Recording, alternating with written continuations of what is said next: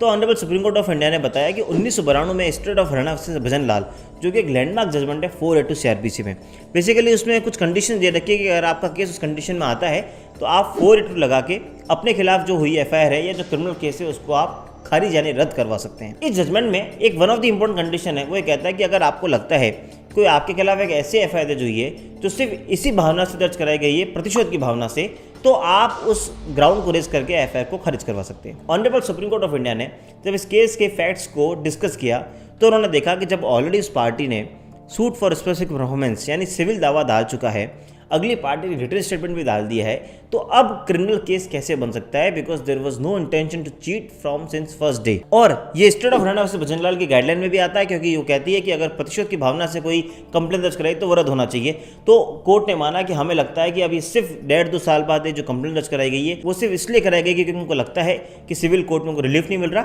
इसलिए अब हमें इसके अंदर एक क्रिमिनल कंप्लेंट यानी एफआईआर दर्ज कराई जानी चाहिए। इसलिए हमें लगता है कि एफआईआर नहीं चलनी चाहिए। दूसरा पॉइंट जो एफिडेविट का जो उनके लॉयर ने रेज किया था उस पर उन्होंने डिटेल में डिस्कस किया और वही 156 दिन सीआरपीसी की लैंडमार्क गाइडलाइंस निकली है। दोस्तों 156 दिन, जैसे मैंने आपको वीडियो की शुरुआत में बताया, आजकल बहुत ज़्यादा यूज़ किया जा रहा है। हर पर्सन को लगता है कि सीधा मजिस्ट्रेट के पास जाओ और एक एफआईआर दर्ज कराओ। 156 दिन की इस गाइडलाइन को जानने से पहले हम उसके लॉ को भी जान लेते हैं।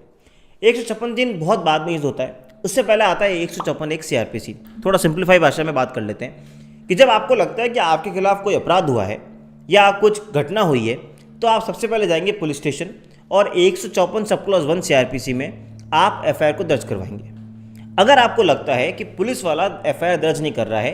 तो आपके पास दूसरा राइट होता है 154(3) सीआरपीसी, जिसके तहत आप जाएंगे संबंधित कमिश्नर या संबंधित सुपरिटेंडेंट ऑफ पुलिस के पास और बोलेंगे कि 154(1) में पुलिस ने मेरी एफआईआर दर्ज नहीं करी, इसलिए हम आपसे रिक्वेस्ट करते हैं कि आप मेरे एफआईआर को दर्ज करें। अगर आपकी वहाँ भी एफआईआर दर्ज नहीं होती है तब जो तीसरा ऑप्शन बचता है वो होता है कि आप जाएंगे कंसर्न मजिस्ट्रेट के पास 156(3) सीआरपीसी में और रिक्वेस्ट करेंगे कि सर मेरे